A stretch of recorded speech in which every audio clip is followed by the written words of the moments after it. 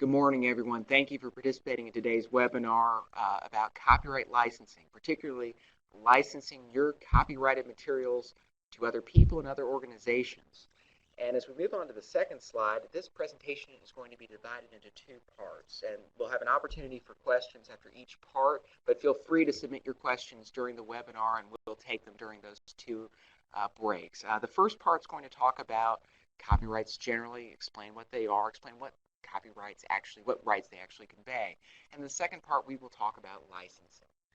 So this presentation is delivered as part of the Pro Bono Partnership of Atlanta. Some of you on the webinar are already clients of the organization. If not, please reach out to the organization if you are part of a nonprofit organization.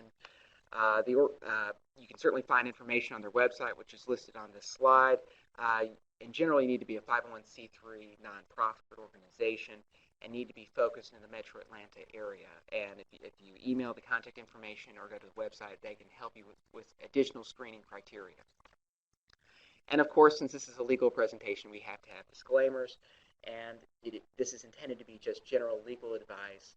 And if you have a particular question specific to your organization, please seek out an attorney for help, particularly take advantage of the Pro Bono Partnership of Atlanta. And fittingly, in this copyright presentation, this is copyrightable material. So as we move into our presentation, background on me, my name is John Bush. I'm an attorney at the law firm Bryan Cave. We're an international law firm of 1,000 attorneys. My practice focuses on intellectual property and technology issues, particularly those involving patents and copyrights. And of course, copyrights are our focus today.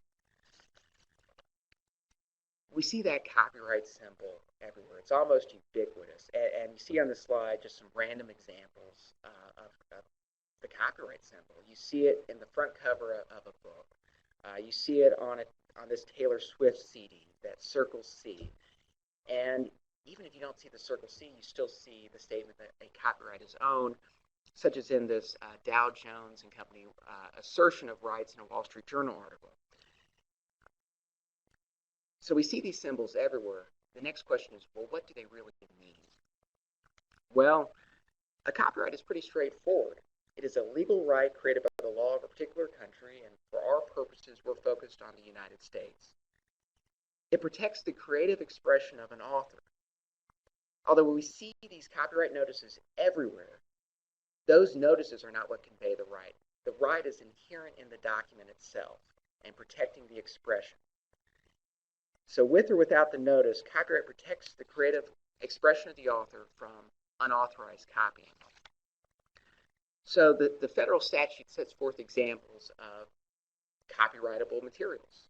Obvious example, literary works, books, musical works like that CD that we had the picture of earlier, dramatic works like plays, pantomimes, choreographic works, so basically dance routines and other things like that that are expressions. Pictorial, graphic, and sculptural works, so virtually everything in the High Museum would qualify as subject to copyright protection. Motion pictures, audiovisual works, sound recordings, and architectural works. And with the right legal argument, additional forms of expression are protectable under copyright law. Now, this next slide shows random examples of copyrights, and as we go across the slide, let's start with the New York Times front page. That very layout is an expression. That layout is protectable. The articles within it, to the extent that they are expressions by the journalist in presenting facts, those are protectable expressions. Importantly, and we'll get into this later, the facts that they are presenting are not copyrightable, but their way of presenting the facts would be. So as we move across, we see that photograph, which some of you will recognize comes from the Atlanta Botanical Garden. The photographer of that photograph picked a particular point with particular lighting and a particular backdrop to take that photo. But somebody could independently come in later and take an identical photo. As long as it's independent of the first photographer, you have two independent copyrights that don't conflict with each other. Because copyright protects expression, they don't exclude somebody else from independently arriving at the same expression. We also see a little bit of that below when we look at the photo at the front of the Fox Theater. Certainly the photo is protectable, much like the one from the Atlanta Botanical Garden. but also the substance relayed in the photo is protectable. So we see a play, we see the national presented. Certainly the script for it would be protectable under copyright law. The sets, the stage costumes would be protectable under copyright law. There's simply multiple aspects that would reflect expression that somebody has creatively arrived at that nobody else could simply steal and use for their own purposes without authorization from the author. And then lastly, we get to an interesting point, which in that bottom right-hand corner, when we see the Microsoft Word logo, because there's sometimes confusion between trademark and copyright law. So we see this right now. Somebody has come up with a creative expression for the Microsoft Word logo, and that is protectable under copyright law to the extent it is an expression. At the same time, that graphic is also used to identify as a trademark Microsoft's word processing program. So while two people can independently come up with the same creative expression and they will each hold a copyright and be able to coexist with each other, trademark is not intended to protect expression. It's intended to protect branding and identification at the source of goods and services. So because Microsoft has trademarked this for use in identifying its service of Microsoft Word, it cannot be used by somebody else. This is just a sliver of the distinction between the two, and we're just focusing on copyright and the expression that comes with it, but you may sometimes hear in discussion trademark used alongside the term copyright.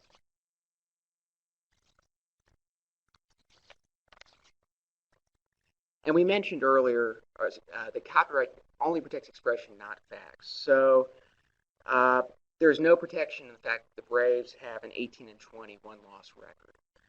There's no protection in the names of a telephone book. You may have some protection about how the Atlanta Journal-Constitution presents facts and its news stories about the Atlanta Braves record, but you cannot copyright the underlying facts, much as you cannot copyright the names and telephone numbers in a telephone directory. So we've talked a lot about what copyright is, but definitionally, what are the rights conveyed in copyright? Well, first and foremost, you have the rights to distribute and reproduce the work. They're definitional in the item. The author controls how a work can be, when a work can be copied, and when it can be distributed. Now, in practical effect, an author is normally collecting royalties at that first point of sale, and the author cannot control subsequent sales. But at least on that first point, the author has that ultimate control and simply chooses to relinquish that control by way of selling his or her rights to someone else. Then we get to the display and perform rights, which overlap, and that's akin to an artist presenting artwork and choosing the form in which something is presented. To a certain extent, movies, how a movie can be displayed in public. And then we get to creating derivative works, and this is of particular interest to your organizations. There is an idea that perhaps you write well, certainly, for example, with a book, you can have a book, you can create a sequel to the book. The sequel, in all likelihood, is a derivative work of the original one. For your organizations, you may have a version 1.0 of a document, and you subsequently want to create a version 2.0 of a document, or somebody else would like to create a version 2.0. Your copyrights in version 1.0, to the extent that they are incorporated into version 2.0, you still own rights in that version 2.0 under the principle of having derivative rights in a work. And lastly, we have moral rights, which are amorphous and probably outside of the scope of this discussion. They are the idea that the actual author of a work should be attributed as the author, and that nobody should wrongly be inserted in that author's place. Now, we sometimes have authors under pseudonyms or ghostwriters. That's a different case, but it's the idea that if somebody actually creates a work, the author should be credited for it and nobody else should falsely claim credit. And there's a related concept under moral rights that copyrighted material should not be placed in a position by which it would be disparaged or otherwise damaged. It's a very amorphous area of law, but just raise it here because it is part of copyright. And of course, copyrights are quite serious in the marketplace. The damages can be quite devastating when you have a registered work that is infringed. If the infringement is unintentional, your damages can range from $750 to $30,000 per instance of infringement. And if it is a willful act of infringement, you can have statutory damages up to $150,000 per instance.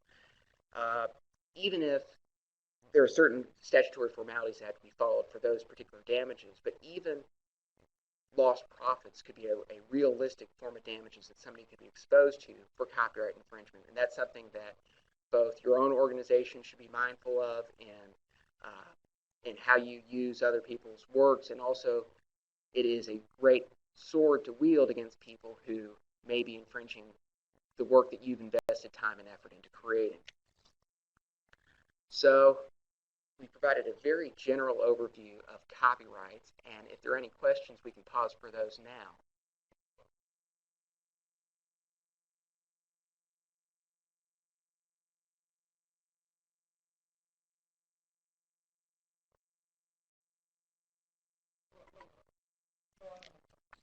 Okay, we will continue now.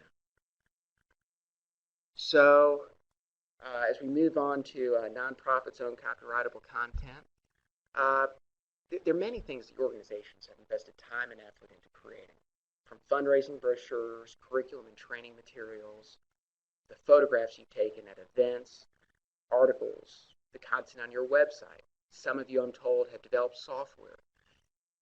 Each of these materials that you spend time and effort into creating is protectable under copyright law because they are expressions and you have put a lot of effort into creating them. It may be that somebody comes to you in the course of seeking out what's out there and says, well, this is a great fundraising brochure. We would like to take advantage of it for our organization because we have a similar goal. Maybe we're not competing with you. Maybe we're in a different part of the country, different part of Georgia. Maybe there's some study, something else that you come out with that would be useful for that other entity to reproduce. And again, they want to give you credit. And there may be some other organizational overlap that they want to take advantage of works you've already worked on. Given these copyrights, there may still be other uses that people have as well. So you have a choice. You can certainly allow them to use your copyrightable content, or you can tell them no. You have the right to do anything. But if you choose to let them use your materials, I would encourage you to consider certain options, and particularly have some simple formal agreement that recognizes this is your work. And that's simply so that you can protect yourself. You are recognizing that you have gone to the effort of creating this material, that there's no confusion down the line as to who created this material.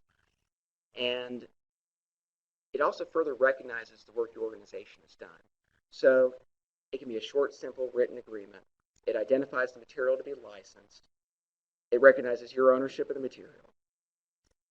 It is not necessary, but it would be highly encouraged that you would recognize that to the extent that a subsequent licensee of your materials modifies, tries to adapt them for a new purpose, that you would certainly have rights to that added content, and in an ideal circumstance, you would own that new content.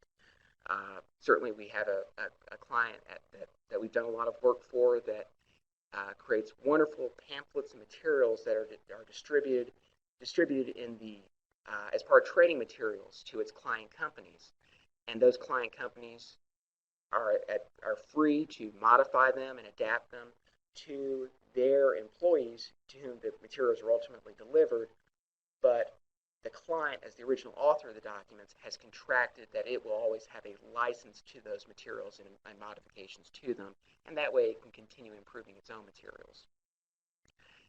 In the course of preparing your written agreement, you want to consider, well, how long will this engagement last? Is it just that you want to provide a short-term license because they have some limited purpose? More commonly, you may be providing a long-term license, a perpetual license, that's as long as you have copyrights, the licensee will have those copyrights as well. It's also important in that same context to consider whether the license will be exclusive or non-exclusive. And in the nonprofit context, I tend to think that you are looking at a non-exclusive license because you may come across somebody else who would like to use your materials for the same purpose, and you don't want to foreclose your ability to license those materials to that subsequent person who approaches you, and you don't want anything that would prevent your continued use of the materials. You probably want to consider making the right non-transferable. This just makes it cleaner from the standpoint of you give them the right to someone. They can't just immediately turn around and give that right to some other third party who you have no connection with. There is a potential to devalue the license, not in all circumstances, but that's why I would encourage you to consider a non-transferable license if you enter into such an agreement. And you need to consider whether their royalties are appropriate. For some organizations, you may be in a position to collect royalties based upon your copyrighted materials that somebody else is using. Now, as a nonprofit, you need to be aware that you are a 501c3 organization, and certain revenue-generating endeavors that are not directly tied to your mission may incur tax consequences, and I encourage you to reach out to the Pro Bono Partnership of Atlanta for advice in that situation. And of course, with all of these, with increasing importance and complexity, you should consider reaching out to an attorney. And that particularly holds true in the event you find yourself in a situation where you are entering into a software license where you are licensing software that your organization has developed to others. I would highly recommend you engage an attorney the first time that you go through this process. If you do not, here are some considerations for you in entering into a software license. Certainly everything that we've just expressed on the page before, but also source code. Is there any access to the source code, or are you solely providing access to the machine executable source code, the object code? Are you providing any indemnification or warranties with the software that you are licensing? Do you have any obligation to provide ongoing support? And who owns the modifications, which again goes back to derivative works. Of course, whether you enter into a formal written agreement or whether you simply continue to exist without knowing anybody's using your copyrights, it's probably healthy to periodically check to see whether anybody is using your intellectual property that you most value. Sometimes that's just entering a search into Google and seeing how your organization shows up, or seeing how certain key phrases in your documents may show up in time. This isn't something you have to do with all of your materials, but if you particularly value a set of materials, that would be an advisable step. Because if you do encounter unauthorized use, you may want to reach out to that unauthorized user. Depending upon the situation, you may ask that they take it down. You may ask for proper attribution that you and your organization are the true authors of the document.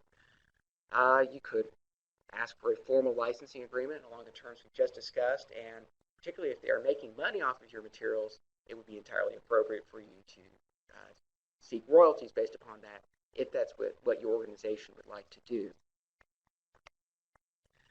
Unfortunately, many times with infringement, and hopefully this doesn't happen to your organizations, but most times you only discover infringement by a fortuitous event. But to the extent that you do care about your intellectual property, it's something you can periodically monitor for. Now, we've discussed copyright registrations, and you can consider registering a copyright in your works. Now, importantly, everything you create is immediately protected by copyright law at that very moment of creation. You do not need to take the separate step of registration. Registration confers some benefits. It more readily identifies the work, such as when we go back to that simple licensing agreement and we talk about its benefits and its need to identify the copyrightable work. Sometimes it's much easier to identify a copyright registration rather than amorphously try to describe something that does not bear a copyright registration. So that's one consideration. And then the second one, which hopefully, again, your organizations ever encounter, is if you need to sue someone for copyright infringement, you must have a copyright registration. And in fact, to receive the statutory damages, you must have had the copyright registration very close to the time that you first published the work and made it available to the public. Otherwise, you won't collect the statutory damages, and you will be left solely to trying to collect your actual damages, lost profits, or some other injury by virtue of someone's unauthorized copying. So given that you have an inherent protection, when should you actually consider to copyright? register a copyright in something? Well, it's $35 per work. Uh, what I tell a lot of clients is if you value the work highly, you should consider pursuing a copyright registration because it's only $35. It'll probably take 9 to 15 months to have the registration certificate come back to you, but it's a pretty small price to pay for the protection it provides. But coexisting with that, there is just no reason to go about and copyright every single document your organization produces simply to have that protection. As nonprofit organizations, you're prioritizing the funds you have, and I would only suggest that I only encourage you consider registering copyrighted work when it's something that your organization highly values or spent considerable resources working on. But again, that's a conversation you can certainly have by reaching out to the Pro Bono Partnership of Atlanta and speaking with an attorney.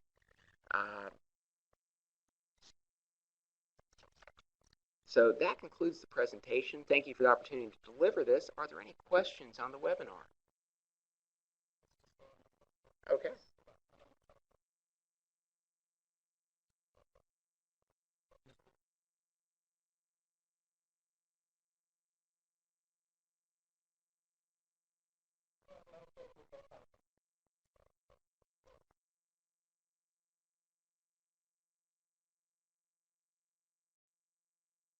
Speaking of copyrightable works, there's a movie being filmed in the lobby of this building right now. We don't know the name of the movie, though.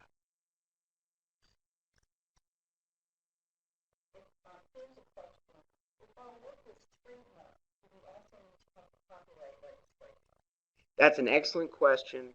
And the question, if you did not hear, is if an organization has a trademark registration, does it also need a copyright registration? Correct me if I misstated that. Trademark protects branding. So if your organization has a brand, you have trademarked that brand to keep somebody from stealing the goodwill in that brand. In the nonprofit context, sometimes that trademark exists to protect a funding source so that nobody else comes in and tries to represent itself as the ABC organization and steal funding. One of the first cases I worked on was two cancer organizations fighting over in a trademark dispute over funding because one was using the other's trademark to receive funding. So trademarks come into play from a branding standpoint, and they protect you from source confusion, that somebody else confuses who the source of goods is when you're using that particular trademark. Copyright is something else entirely from what it intends to protect. It intends to protect the creative thought that goes into creating some protectable expression, whether it's a literary work, a document, or an audiovisual work. So you should, if an audiovisual work or some other expression needs to be protected, that needs a separate registration or a separate consideration about how you will protect it. Trademark is only to protect your source identifier. And I'll take a follow-up if I fail to answer that one adequately. Okay, we have several more questions. The next question is, if I had a workbook for a curriculum, would that be one copyright for $35? Yes, the compilation. Oh, sorry. Yes, I need to repeat. The question is, if you have a workbook, it has a set of materials, would that be a single copyright registration? And the short answer is yes. It would be the entire workbook could be submitted as a copyright for registration to the Copyright Office. It is a form that can be completed online. You pay your $35, and within a period of months to a year, you would receive a registration back. It can be a potentially nebulous area of copyright law over to what extent do you need to copyright the subparts, and you can certainly consider reaching out to an attorney to advise you over how many copyright applications you need to file. A rule of thumb is, well, what are you handing out? Is it just the workbook that you're handing out, or are you just handing out these little subparts of individual chapters, but not so much the overall workbook? It's really a case-by-case basis determining how to proceed, but as a general rule of thumb, if you have a complete workbook and it's treated as a workbook, it's safe to say that that is a complete document, a single work that can be submitted for copyright registration as part of an application. The next question is, could you give us some more examples Uh, the three best examples. Oh, sorry. Yes, I keep failing to restate the question. Could I provide additional examples of nonprofits licensing their materials? The three common examples. I've learned that Pro Bono Partnership Atlanta has clients who prepare software and need to and are in situations where they've been asked to license it. Sometimes with that software, it's actually software that would have a third-party use. Sometimes it's something as simple as it's just an internal database, an internal sorting system, and there's another organization that would like to take advantage of that system and what would go into licensing that. So that's on the software side, which we sort of covered earlier. Additional consideration would again be there is some study. You'll see this with organizations that have put a lot of effort into researching some issue to raise awareness of it. And other organizations may not have spent that same amount of effort in researching an issue and trying to raise awareness of it by having this written material or presentation, and those other organizations want to take advantage of it. It could be as simple as just having that placed up on the website. It could be wanting to distribute it as part of a fundraising function. That's an additional example. A very common example would probably be you photographed an event. You have some other graphic, for example, a graphic showing, well, here are poverty levels in Atlanta by decade. That reflects certainly some research work, but sometimes the real expression and the real appeal of something is how it visually presents it. And I think that would be a very strong example of a very minor item, which nonetheless, if your organization prepares it, spent the intellectual resources thinking about what is the best way to present it, that somebody should come to you and say, we'd like to use it, may we have your permission? Of course, with something as simple as that, you may say, look, just give us credit, we don't need a written agreement. But and that's up to your organization on how you want to proceed with that. Certainly a lot of organizations may consider that that's not worthwhile to go through the trouble of written agreement. Others may say, no, we spend enough time on this, we just want to have a short, simple statement that we own it, but we give you permission to use it for this certain purpose.